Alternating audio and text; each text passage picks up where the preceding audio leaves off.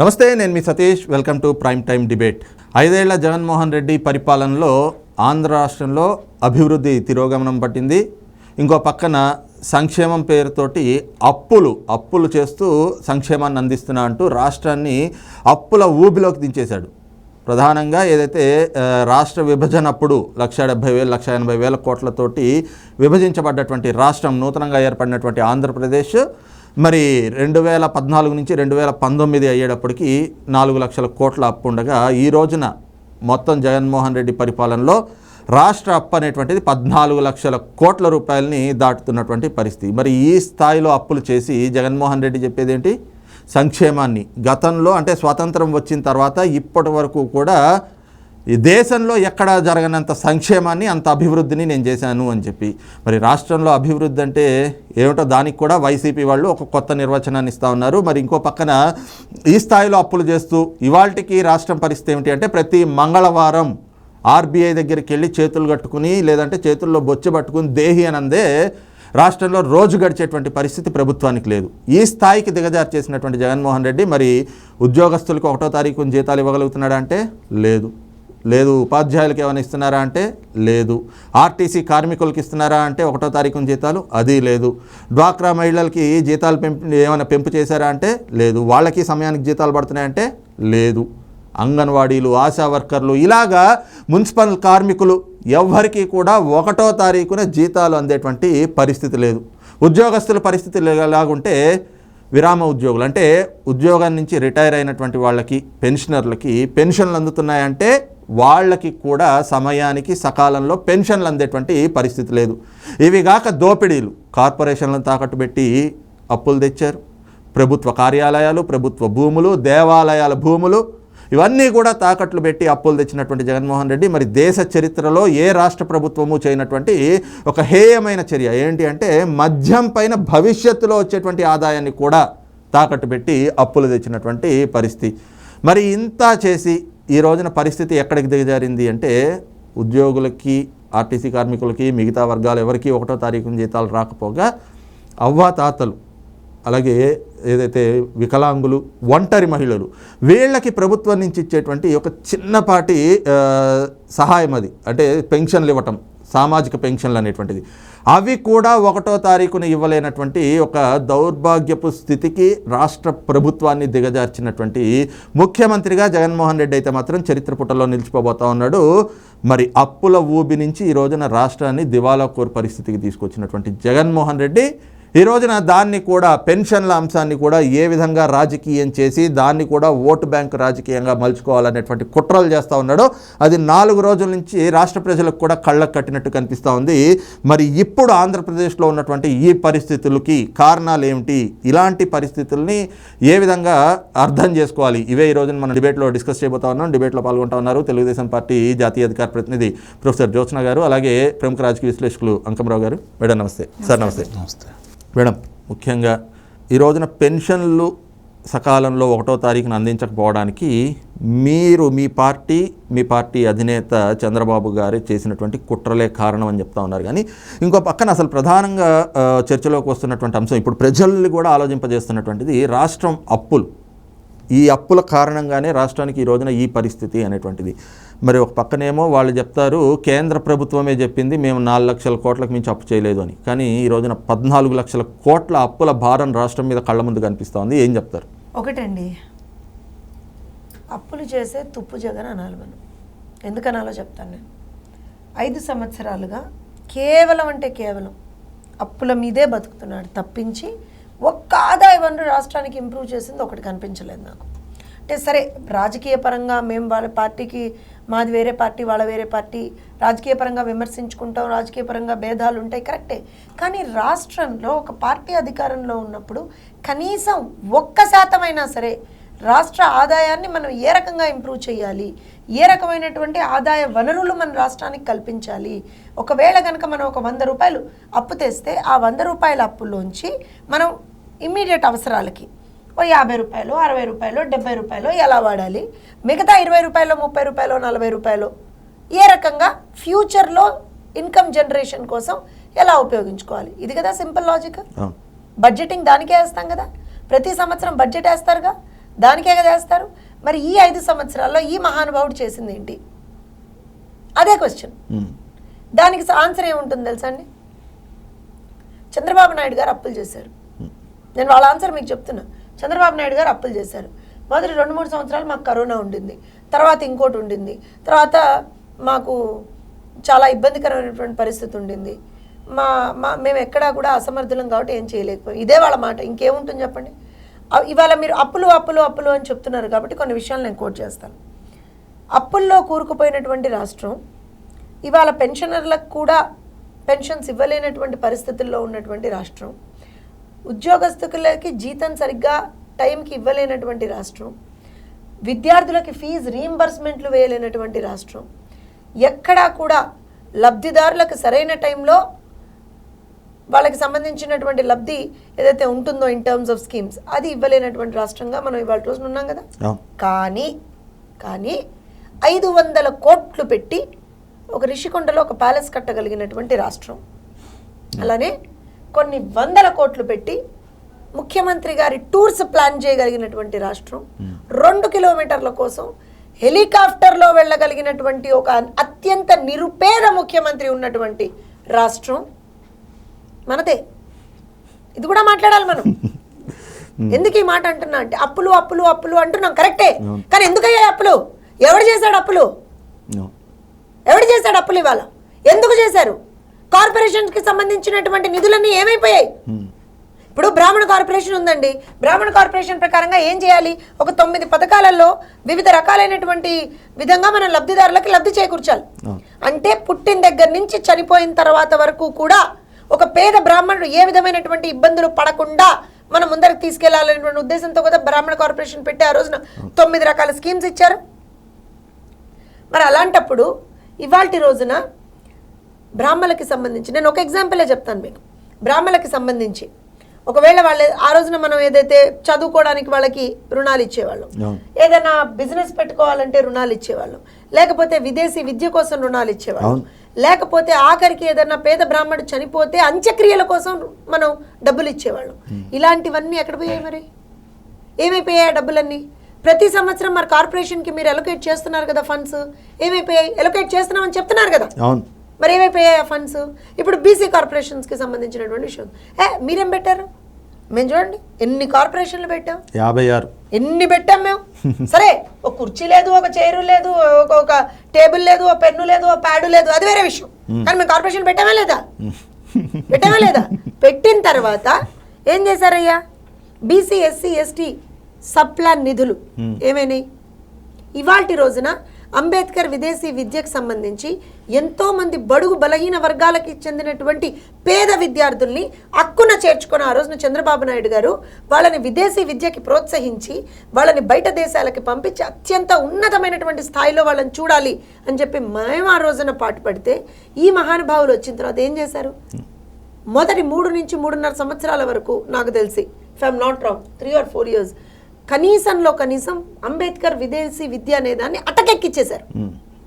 మరి ఆ డబ్బులన్నీ ఎక్కడ పోయాయి? స్కిల్ డెవలప్మెంట్ చంద్రబాబు నాయుడు గారు స్కామ్ చేశారు. 3,000 కోట్లు తినేశారు. లేదండి 300 కోట్లు తిన్నారు. లేదండి 27 కోట్లు తిన్నారు. సరే, చంద్రబాబు నాయుడు గారు స్కామ్ చేశారని చెప్పారు కదా. స్కిల్ డెవలప్మెంట్ దానికి సంబంధించి ఆ రోజున మమ్మల్ని అన్ని మాట్లాడినారు కదా. మేము లెక్కపత్రాలతో సహా ప్రతి రూపాయి లెక్క చూపించాం. మేము రూపాయి లెక్క.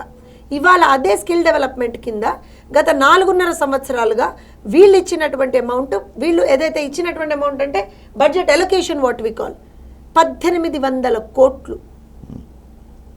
నోట్ చేసుకోండి, 1800 కోట్లు ఎక్కడ పోయాయి? ఒక స్కిల్ డెవలప్మెంట్ సెంటర్ పెట్టారా?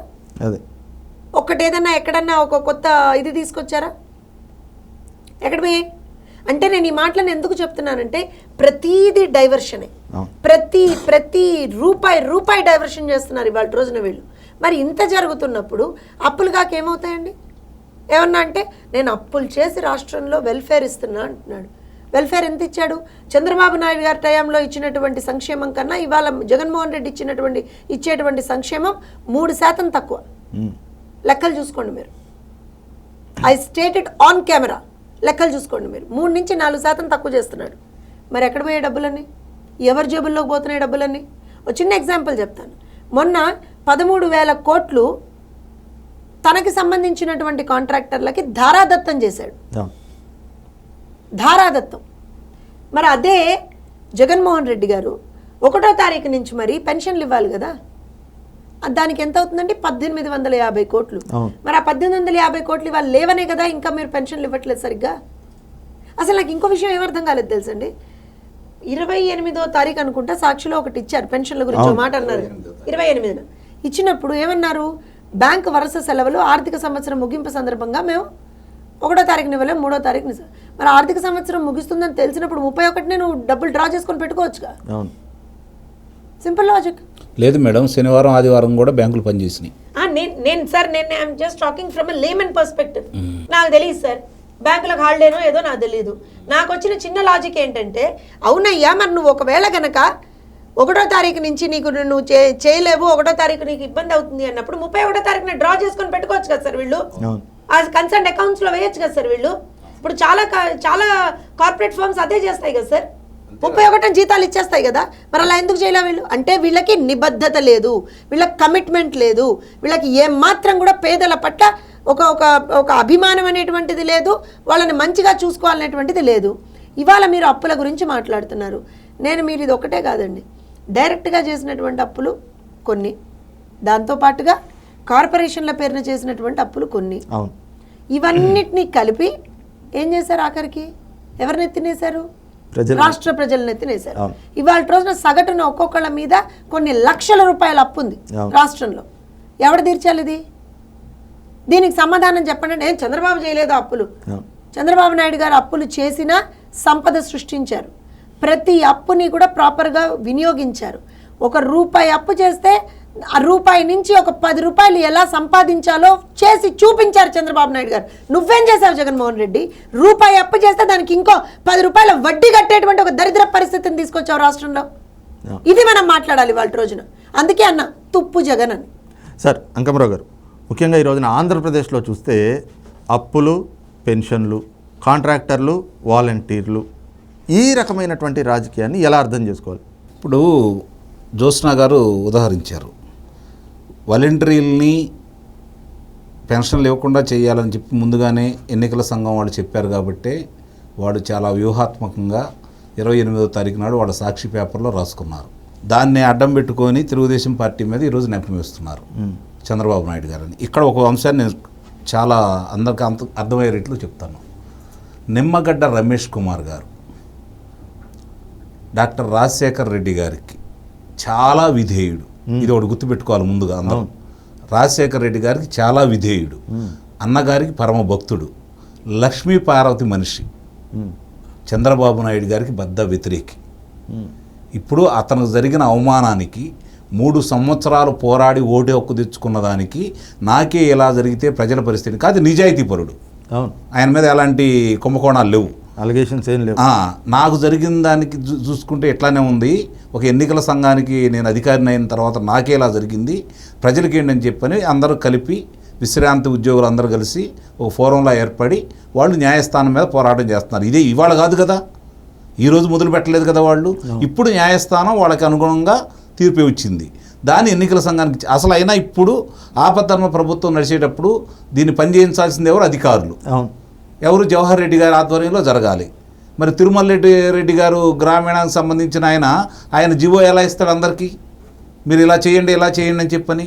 ఇప్పుడు జవహర్ రెడ్డి గారు ఇప్పుడు కూడా జగన్మోహన్ రెడ్డి గారు మాట వింటున్నారు కాబట్టే జ్యోత్స్న గారు చెప్పినట్టు 31వ తారీఖు నాడు ఆ డబ్బులన్నీ జమ చేసుకోకుండా 1వ తారీఖు అందకుండా చేస్తున్నారు కదా. పవన్ కళ్యాణ్ గారి సినిమా గురించి కలెక్షన్ ఎలా ఉండే ఏంటి, బయట బ్లాక్ ఏమైనా అమ్ముతున్నారని చెప్పని ఎంఆర్ఓలను పెట్టారు కదా. మరి ఈ రోజు ఎందుకు పెట్టలేదు?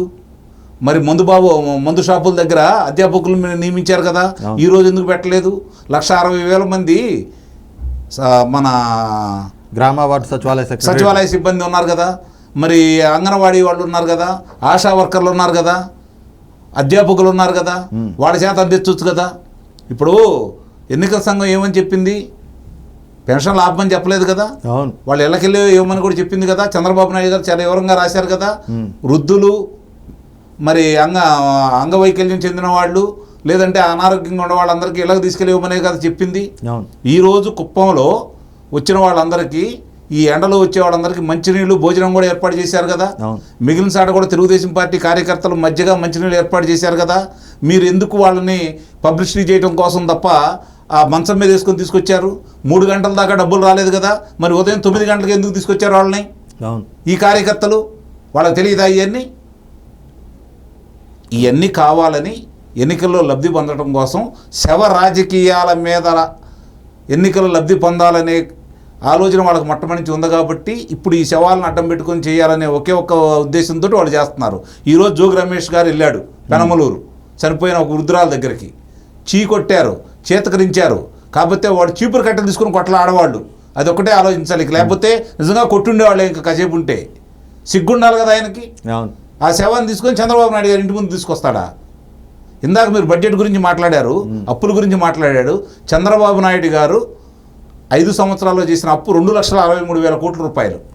దాన్ని కనపడతా ఉంది. పోలవరం కనపడుతుంది, 72% కట్టింది. వివిధ అన్ని కనపడతా ఉన్నాయి, గ్రామాల్లో ఉన్నాయి. అన్న క్యాంటీన్లు కనపడతా ఉన్నాయి. 25,000 కిలోమీటర్ల సీసీ రోడ్లు కనపడతా ఉన్నాయి. ముఖ్యంగా 5,200 కిలోమీటర్లు దళిత వాడల్లో సీసీ రోడ్లు నిర్మించారు. భారతదేశంలో ఎక్కడైనా ఏ రాష్ట్రంలో అయినా జరిగింది? అది ఒక ఆంధ్ర రాష్ట్రంలోనే జరిగింది. ఇది 5,13,000 మందికి ఉద్యోగాలు వచ్చినాయి అని చెప్పని దివంగత గౌతమ్ రెడ్డి గారు స్వయానా శాసనసభ సాక్షిగా చెప్పారు. ఇంతకంటే ఇంకేం కావాలి? నీ వల్ల ఇప్పుడు 10,000 మందికి ఉద్యోగాలు వచ్చిన సంస్థల గురించి చెప్పు. మేడం గారు దాంట్లో మర్చిపోయారు. ఒక్క నిమిషం. రాష్ట్ర వ్యాప్తంగా 5 సంవత్సరాల్లో వాళ్ళ నుంచి వచ్చినటువంటి ఉద్యోగాలు ప్రైవేట్ రంగంలో 5,000. అవును. అదే కాకుండా చూస్తే మేము 4 లక్షల ఉద్యోగాలు ఒక్క దెబ్బతోటి ఇచ్చేసామని చెప్తా ఉన్నారు. 2,60,000 ఉద్యోగాలు ఇప్పుడు ఈ దెబ్బకు ఊడిపోయినాయి కదా. ఇప్పుడు వాలంటీర్లు ఊడిపోలేదు, పొరపాటు పడుతున్నారు సతీష్ గారు. మీరు ఊడిపోలేదు. ఆయన ఏమన్నాడు సభలో, మీరందరూ 2 నెలలు ఉద్యోగాలకి విరామం ప్రకటించేసి వైద్యులకి పార్టీ కోసం పనిచేయమన్నాడు. కనీసం 600 మంది ఈరోజు ఆయన మాటిని పదవి విరమణ చేయలా. కారణం నీ మీద నమ్మకం లేక. నువ్వు వస్తావని తెలుసు కాబట్టి వాళ్ళ ఎట్టి పరిస్థితుల్లో నువ్వు రావని వాళ్ళకి తొడరిచ్చేంతో ఉన్నారు కాబట్టి 600 మంది చేయలేదు. అంటే నీ బ్రతికేంటో వాళ్ళకి తెలుసు, నువ్వు చేసిన పనులేంటో వాళ్ళకి తెలుసు, నువ్వు చేసిన అన్యాయం ఏంటో వాళ్ళకి తెలుసు. కాబట్టి ప్రజల అభిప్రాయం ఎలా ఉందో వాళ్ళు దానికి అనుగుణంగా నడుచుకుంటూ వెళ్తున్నారు. ఇక మీరు అప్పుల గురించి మాట్లాడారు, మేడం గారు ఎక్కడెక్కడ ఏమేమి తీసుకొచ్చారు గురించి మాట్లాడారు. అసలు మీకు ఒక విషయం చెప్తాను నేను. 2014 తర్వాత 2019 మధ్య ఈయన వ్యాపారాలన్నీ ఆగిపోయినాయి, ఏమీ అభివృద్ధి లేదు. 2019 నాటికి సాక్షి పేపర్ ఎంత అప్పులో ఉంది, సాక్షి ప్రసార మాధ్యమం ఎంత అప్పులో ఉంది. ఈరోజు 2024కి 360 కోట్ల రూపాయల ఆదాయం ఎలా వచ్చింది? ఇది చెప్పండి ముందు. మిగిలిన అన్ని సంఘం అయిపోయినాయి, ఇది ఒకటే అభివృద్ధి ఎలా చెందుతుంది? అంటే ఈరోజు నువ్వు 2,63,000 మంది వాలంటీర్లకి రోజుకు 2 పేపర్ల కాడికి వాళ్ళ దగ్గర 11 రూపాయల కాడికి నువ్వు వసూలు చేస్తూ రోజుకి 28,93,000 రూపాయలు వాళ్ళ దగ్గర నుంచి వసూలు చేస్తూ నువ్వు లాభం పొందుతా ఉన్నావు. దీనివల్ల నీకు వచ్చిన లాభం ఏంటంటే ఇదే కాకుండా సర్క్యులేషన్ పెరిగిందని చెప్పని నీకు ప్రభుత్వం తరపు నుంచి వారానికి 3 నుంచి 4 యాడ్లు, ఫుల్ యాడ్లు నీ దాంట్లో ఇచ్చుకుంటున్నావు. ఇది సాలదన్నట్టు తెలంగాణ వాళ్ళతో నువ్వు కుమ్ముకైపోయి అక్కడ అంగన్వాడీలు సమ్మె చేస్తుంటే ఇక్కడ తెలంగాణకు సంబంధం ఏంటి? తెలంగాణ పత్రికల్లో నువ్వు మొదటి పేజీలో మొత్తం ఎందుకు వేసావు? ఇవన్నీ కూడా నువ్వు ఎందుకు వేస్తున్నావు? ఈ కమిషన్ కోసం, నువ్వు సంపాదించుకోవడం కోసం, నీ వ్యాపారం కోసం. జనవరి 1వ తారీఖు నాటికి నీకు రావాల్సిన బకాయిలు మొత్తం నీకు వచ్చినాయి. మిగిలిన ఏ దినపత్రికకి ఇవ్వలేదు కదా. ఈ రోజుకి ఈనాడు పేపర్కి 9 నెలల వాళ్ళకి రావాల్సిన బకాయిలు ఈ రోజు కూడా ఇవ్వలేదు కదా.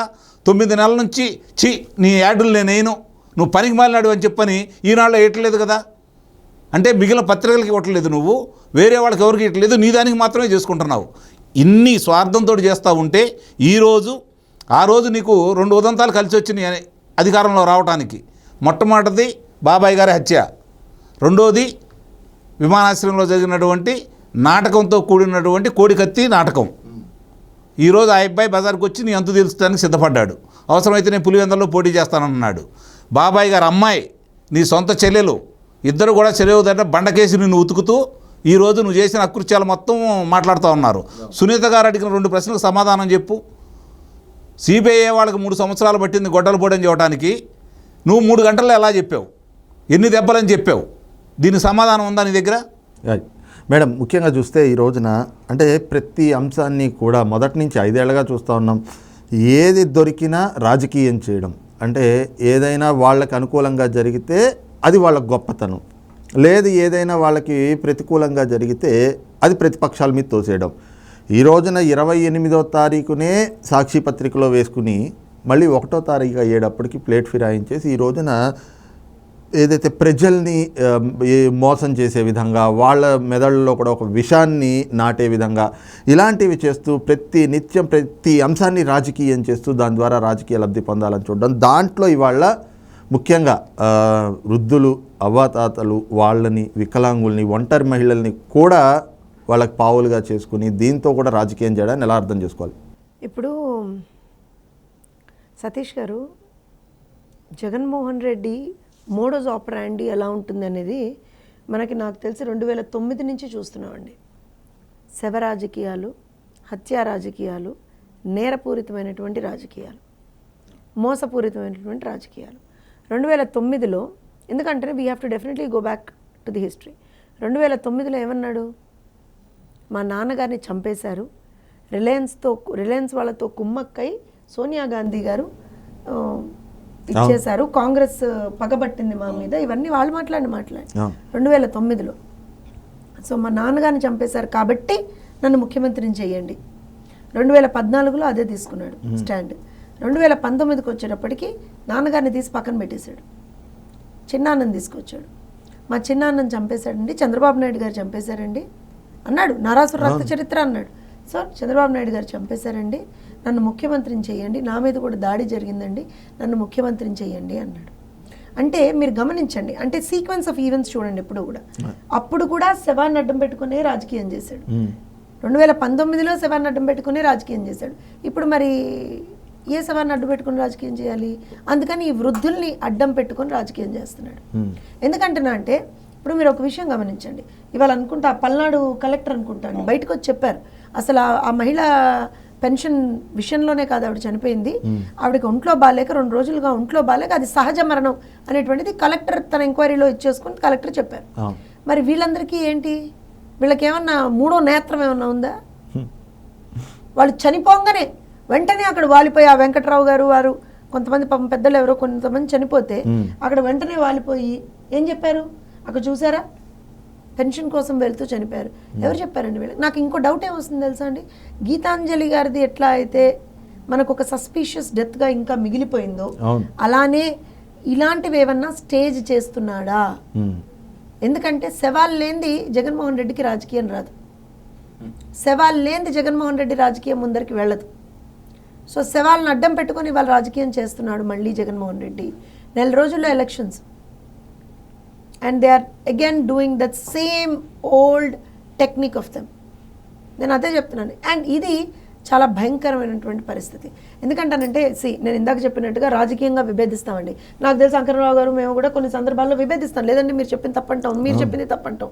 కానీ ఈ రకంగా మనుషుల్ని చంపి లేదా మనుషుల చావులతోటి మేము రాజకీయం చేసుకొని ఆ రకంగా మేము పదవులు పొందాలి అనేటువంటి ఒక దుర్మార్గమైనటువంటి ఆలోచన ఉన్న వాళ్ళు రాజకీయాలకి పనికొస్తారా అనేటువంటిది నిజంగా ప్రజలు ఆలోచించాలి.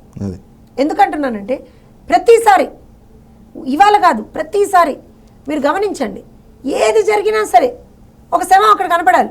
ఆ శవం కనపడిందంటే చాలు రాజకీయమే అసలు. మరి రాబందుల కన్నా హీనం వీళ్ళు. ఇంత దారుణంగా వీళ్ళు ఈ రకమైనటువంటి శవ రాజకీయాలు చేస్తున్నప్పుడు మీరు ఏ రకంగా ఎక్స్పెక్ట్ చేస్తారు? రేపు పొద్దున్న ఏమి చేయడు జగన్మోహన్ రెడ్డి, ఉత్తిగానే వాడుతున్నాడా అండి ఇది జస్ట్ అంటే అవుట్ ఆఫ్ దీనికి అర్థం ఏమిటండి అంటే, అవును ఆ రోజున నాన్నను ఉపయోగించుకున్నాడు, తర్వాత చిన్నాన్నను ఉపయోగించుకున్నాడు, ఇవాళ ఈ వృద్ధులను ఉపయోగించుకుంటున్నాడు. జగన్మోహన్ రెడ్డి చేసేది అదే. జగన్మోహన్ రెడ్డి రాజకీయం అనేటువంటిది ఎప్పుడు కూడా అలా ఆ రకమైనటువంటి నేర ప్రవృత్తి దిశగానే వెళ్తుంది తప్పించి ఇంకా ఏ నార్మల్ పొలిటికల్ ఇన్క్లినేషన్ అనేటువంటిది ఉంటుందని అయితే నేను అనుకోను సతీష్ గారు. సార్, అయితే ముఖ్యంగా మీరు చెప్పండి, అంటే ఈ రోజున ఒక పక్కన ఈ రకమైనటువంటి రాజకీయాలు చేస్తూ ఎన్నికల ముగిట, ఇంకో పక్కన ఇక్కడ వీళ్ళకి ఇవ్వడానికి ఏమో 1850 కోట్లు మరి ప్రభుత్వ ఖజానాలో లేవు. 14 లక్షల కోట్ల అప్పు అయితే రాష్ట్రం మీద, రాష్ట్ర ప్రజలను ఎత్తిన ఆయన ఆ భారాన్ని అయితే మోపాడు. ఇంకో పక్కన ఎన్నికల ముంగట నోట్ల కట్టలు, ఎక్కడ చూసినా కూడా వైసీపీ ఎన్నికల సామాగ్రి వెళ్తూ ఉంటుంది. ఆ జీపుల్లో, ఆ వ్యానుల్లో కట్టలు బండల్స్ ఆఫ్ నోట్లు మరి ఈ నోట్ల కట్టలతోటి తరలిపోతూ ఉంటే పోలీసుల దృష్టి, ఎన్నికల అధికారుల దృష్టి, ఫ్లయింగ్ స్క్వాడ్స్ ఉంటాయి కదా, వాళ్ళ దృష్టి మరల్చి వేల కోట్లు ఎక్కడికక్కడ చెక్ పోస్టులు దాటిచ్చేస్తున్న వైనం. దీన్ని ఎలా అర్థం చేసుకోవాలి? ముఖ్యంగా ఈ ధనం గురించి మీరు మాట్లాడారు కాబట్టి ఒక విషయం చెప్తాను నేను. పవన్ కళ్యాణ్ గారిని, లోకేష్ బాబు గారిని ఓడించడానికి ఆ 2 నియోజకవర్గాలకి నాకు తెలిసి 3,000 కోట్ల రూపాయలు ఖర్చు చేయాలనే నిర్ణయానికి వచ్చారు. ధనం ఎక్కడి నుంచి అని అంటున్నారు. ఇసుక నుంచి దోసుకుంది ఎక్కడికి వెళ్తుంది? మద్యం నుంచి దోసుకుంది ఎక్కడికి వెళ్తుంది? మైనింగ్ నుంచి దోసుకుంది ఎక్కడికి వెళ్తుంది? కబ్జా చేసి దోసుకుంది ఎక్కడ అవుతుంది? హెరాయిన్ నుంచి అమ్మి సొమ్ము చేసుకుని డబ్బులన్నీ ఎక్కడికి వెళ్తున్నాయి? దీనికోసమే కదా జరుగుతుంది. ఇప్పుడు జరుగుతున్న పరిణామాలన్నీ చూసుకుంటా ఉంటే ఇంకోటి, నిన్న ఆ అమ్మాయి అంది సునీత గారు, హంతకుల్ని రక్షించేవాళ్ళు, హంతకుల్ని కాపాడేవాళ్ళు రక్తపు మరకలు అంటుకున్న పార్టీ వాళ్ళకి మీరు ఓట్లేస్తారా అని అడుగుతుంది ఇప్పుడు ఆ అమ్మాయి. దానికి సమాధానం ఉందా వీళ్ళ దగ్గర? అంటే ఈ ధనం అనేది ఇట్లా విచ్చలవిడిగా సంపాదించుకొని సాక్షి పేపర్కి, సాక్షి ఛానల్కి, మరి భారతీయ సిమెంట్కి, మైనింగ్కి సంబంధించి ఆంధ్ర రాష్ట్రంలో ఎవడైనా సరే ఒక నెలలో 1 కోటి రూపాయల ఆదాయం వచ్చేవాడు ఎవడైనా సొంతంగా వ్యాపారం చేసే మగాడిని ఒక్కడిని చూపించండి, వాళ్ళకి వాటాలు లేకుండా ఒక్క వ్యాపార సంస్థను చూపించండి. ఈ ధనమంతా ఈ ఎలక్షన్ కోసం. కారణం ఏందంటే డబ్బు చేతుల్లో ఉంటే వ్యవస్థలను కొనుగోలు చేసుకొని ఇప్పుడు దాకా 5 సంవత్సరాల దాకా ఆయన ఏ విధంగా మొత్తం 10 సంవత్సరాలు తీసేస్తే అధికారంలోకి వచ్చిన 5 సంవత్సరాలు ఏ విధంగా ఆయన కాపాడుకుంటూ వాళ్ళ మనుషులను కాపాడుకుంటూ వస్తున్నాడో అదే ధనం చేతుల్లో ఉంటే జీవితకాలం అలానే కాపాడుకోవాలని అతను భ్రమపడతా ఉన్నాడు. కానీ ఒక విషయం చెబుతున్నాను సతీష్ గారు, గుర్తుపెట్టుకోండి, రేపు ఎన్నికల ముందు కూతుళ్ళను చూడాలని చెప్పని ఆయన ఇంగ్లాండ్ వెళ్తాడు. లండన్ అదే లండన్ వెళ్తాడు. లండన్ వెళ్ళిన తర్వాత 8 గంటల నుంచి మొదలవుతాయి. అంటే ఇక్కడ 8 గంటలు అయితే అక్కడ ఇంకా ముందు వాళ్ళకి ఏంటంటే మన తర్వాత 7 గంటలకు కానీ తెల్లారదు. వాళ్ళకి అక్కడ మొదలైన తర్వాత ఆయన నిద్రపోకుండా చూస్తూ ఉంటాడు. తెలుగుదేశం పార్టీ, జనసేన కూటమి రమారమి 161 స్థానాలు, 25 లోక్సభ స్థానాలు కూడా గెలిచే పరిస్థితి కనపడుతుంది. కాబట్టి ఇక ఇండియా రాడు. ఇది రాసి పెట్టుకోండి మీరు కావాలంటే. కొనుక్కున్నాడండి, అందుకే చెప్పేది. ఇప్పుడు మొన్న వెళ్ళి 4 కంటైనర్లు అట్లానే వెళ్ళిపోయినాయి. ఇప్పుడు మీరు చెప్పినట్టు ఈ ధనం అంతా ఇట్లా పారిస్తా ఉన్నాడు. ఋషికొండలో కట్టుకున్న ప్యాలెస్ సంగతి ఏంటి సార్? ఇదండి ఋషికొండలో కట్టుకున్న ప్యాలెస్ సంగతి సార్, 500 కోట్లు సార్. తాజ్ మహల్ కడితే రోజు వాళ్ళు ఉన్నారా దాంట్లో? పాపం సార్ జగన్మోహన్ రెడ్డి. అయ్యో మీరు అందరు కలిసి చెల్లెళ్ళు ఇద్దరు, మీరు ఆ పసిపిల్లాడిని, తండ్రి లేని పిల్లాడిని, బాబాయ్ లేని పిల్లాడిని, తల్లి దూరమైన పిల్లాడిని మీరు ఆడుకుంటా మమ్మల్ని అంటారు ఏంటండి? మీరందరూ కలిసి పాపం ఆ పసిపిల్లాడిని ఎలా ఆడుకుంటున్నారు? అన్యాయం కదా ఇది. అలాగే తండ్రి లేని పిల్లాడు ఏదో నోట్లు, దొంగ ఓట్లతో అధికారంలోకి వచ్చి కొద్దిగా వ్యవసాయం ఆ గంజాయి సాగు చేసుకుని డ్రగ్స్ తెచ్చి ఇంపోర్ట్ ఎక్స్పోర్ట్ బిజినెస్ చేసుకుంటూ 4 రూపాయలు వెనకేసుకుందాం అనుకుంటే 4 రాళ్ళు వెనకేసుకుంటే కూడా తట్టుకోలేకపోయారు. అలాగే ఉంది ఈ రోజున పరిస్థితి. రైట్, అయితే కన్క్లూడ్ చేయండి. అంటే ఇప్పుడు ఏదో విధంగా ఎన్నికల్లో గెలవాలని అతని ప్రయత్నం. కానీ ప్రజలు ఒక స్థిర నిశ్చయానికి వచ్చారు. ప్రజలు ఏమనుకుంటున్నారంటే చంద్రబాబు నాయుడు గారు మళ్ళీ ముఖ్యమంత్రి కావాలని ప్రజలు కోరుకుంటున్నారు. చంద్రబాబు నాయుడు గారు కోరుకోవట్లా. చంద్రబాబు నాయుడు గారు నా ప్రజలు బాగుండాలా, వాళ్ళ భవిష్యత్తు బాగుండాలా, పిల్లల భవిష్యత్తు బాగుండాలా, 2047 నాటికి ఆయన ఒక ప్రణాళిక వేసుకున్నాడు. కాబట్టి తెలుగు ప్రజలు ప్రపంచవ్యాప్తంగా అగ్రస్థానంలో ఉండాలని చెప్పని ఆయన 2047 ఒక విజన్ అంటూ ఏర్పాటు చేసుకున్నాడు. ఇప్పుడు ఆయన కోరిక అది, అందరూ బాగుండాలి. ఇప్పుడు రాష్ట్రం అధోగతి పాలైంది కాబట్టి దీన్ని పునర్నిర్మించాలి, మన యువతకి ఆత్మస్థైర్యం నింపాలి, ఇక్కడే వాళ్ళు ఉండాలి, హోమ్ ఫర్ వర్క్ చేసుకుంటూ రాష్ట్రానికి ఆదాయం అన్ని విధాలా చేయాలని ఆయన కోరిక. నాకు మాత్రమే ముఖ్యమంత్రి కావాలి, నాకున్న కేసుల నుంచి నేను రక్షించుకోవాలి, ఇలానే హత్యలు చేసినా దోపిడీలు చేసినా నాకు వీళ్ళే రక్షణ కాబట్టి నాకు ముఖ్యమంత్రి కావాలని కోరుకుంటున్న వ్యక్తి జగన్మోహన్ రెడ్డి గారు. ఇక్కడ ఏమనుకుంటున్నారంటే ప్రజలు గెలవాలి, రాష్ట్రం గెలవాలని ప్రజలు కోరుకుంటున్నారు. కాబట్టి నిస్సందేహంగా ప్రజల అభిప్రాయమే ఇక్కడ ఫలితం చూపిస్తుందని నేనైతే భావిస్తున్నాను. నిస్సందేహంగా కూడా ఇట్టి పరిస్థితుల్లో కూడా ప్రజలు ఒక నిర్ణయానికి వచ్చి ఉన్నారు. జగన్మోహన్ రెడ్డిని ఎంత తొందరగా, అంటే ఇప్పుడు ప్రజలు ఏమనుకున్నారంటే మార్చిలోనూ ఏప్రిల్లోనూ వస్తుంది అనుకున్నారు, తొందరగా ఇంటికి పంపిద్దామని. అతను అదృష్టం కొద్దీ ఇంకో 4 రోజులు ఆపద్ధర్మ ముఖ్యమంత్రిగా ఉండే అవకాశం కలగజేశారు. అది లేకుండా చేస్తారని అయితే నేను భావిస్తున్నాను. రైట్, ఇది చూస్తున్నాం కదా. ముఖ్యంగా ఏదైతే ఒక్క ఛాన్స్ అంటూ అధికారంలోకి వచ్చినటువంటి జగన్మోహన్ రెడ్డి రాష్ట్రాన్ని అప్పుల ఊబిలోకి దించేసి ఈ రోజున ప్రజల పైన వాళ్ళు మోయలేనటువంటి అప్పుల భారాన్ని అయితే కనుక మిగిల్చాడు. ఈ క్రమంలోనే మరి ఏ ఒక్క వర్గాన్ని కూడా సంతోషం లేకుండా వాళ్ళని సంతృప్తిపరచకుండా ఆఖరికి అన్ని వర్గాల్ని వేధించుకుంటూ వచ్చినటువంటి జగన్మోహన్ రెడ్డి 5 ఏళ్ల తన పరిపాలన ముగిసే సమయానికి అవ్వాతాతలు, వికలాంగులు, ఒంటరి మహిళల్ని కూడా వేధించేటువంటి పరిస్థితులకు వచ్చేసాడు. మరి ఈ క్రమంలోనే తనపై ఉన్నటువంటి కేసులు వీటన్నిటి నుంచి కూడా రక్షించుకోవాలి, తనను తాను కాపాడుకోవాలి అంటే మరి అధికారం తనకు కావాలి. అందుకే దోచేసిన డబ్బంతా కూడా ఎన్నికల్లో ఖర్చు పెట్టేందుకు ఈ విధంగా తరలిస్తూ ఉన్నాడు. కానీ ప్రజలు ఒక కృతనిశ్చయానికి వచ్చున్నారు. అధికారం మార్పిడి జరిగి తీరాలి, రాష్ట్రం మళ్ళీ తిరిగి అభివృద్ధి పదంలో నడవాలి అనేటువంటి ఆలోచనతో ఉన్నారు. కాబట్టి ఖచ్చితంగా జగన్మోహన్ రెడ్డిని గద్దె దించడం అయితే ఖాయం అన్నటువంటి అభిప్రాయాన్ని కూడా తెలుగుదేశం పార్టీ జాతీయ అధికార ప్రతినిధి ప్రొఫెసర్ జ్యోత్స్న గారు, అలాగే ప్రముఖ రాజకీయ విశ్లేషకులు అంకమరావు గారు కూడా వ్యక్తం చేస్తూ ఉన్నారు. ఇది ఈ రోజు ఉన్నటువంటి డిబేట్. రేపు మరొక అంశంతో మళ్ళీ ముందుకు వస్తాం. Thank you madam. Thank you.